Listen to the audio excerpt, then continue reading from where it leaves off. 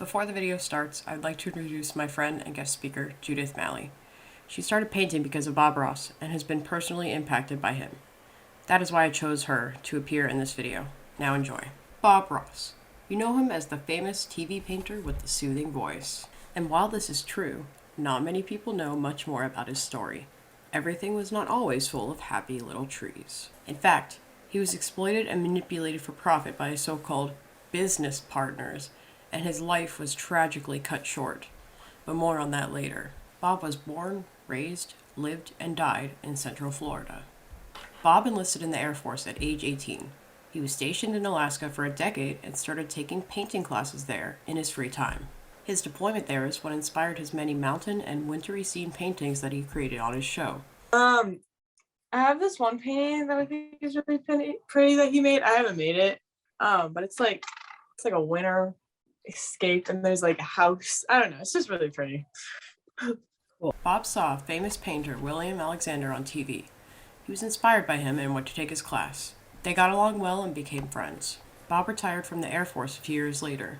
Upon his retirement, William offered him a job at his company, the Magic Art Company, as a traveling painting instructor. A woman named Annette Kowalskis worked for the Magic Art Company, helping to sell paintings. She recognized the talent and charisma in Bob and partnered with him alongside her husband Walt. The Kowalskis funded Bob's travels all over the country to teach people how to paint.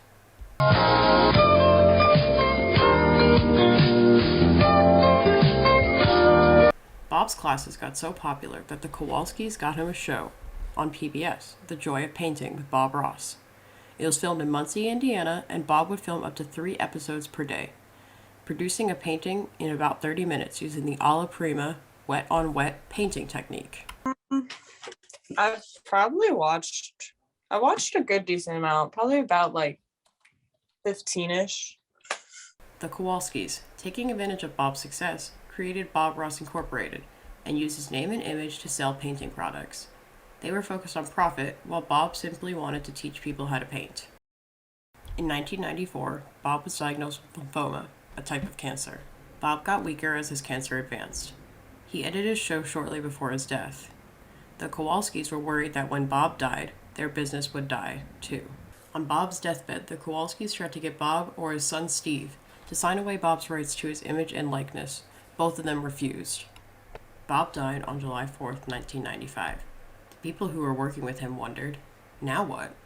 Bob's half-brother Jim secretly signed away the rights because he was scared of legal action against him from the Kowalskis.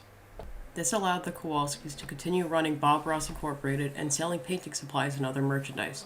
This continued for years until 2019 when Steve and Bob's friend Dana sued. That's so sad. However, Steve and Dana lost the case and could not afford to appeal. To this day, the Kowalskis still own the rights to Bob's image and still make money from his name.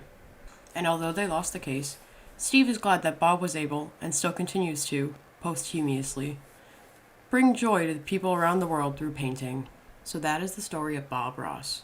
So much more than a happy painter. Special thanks to Judith Malley and Mr. Tepfer.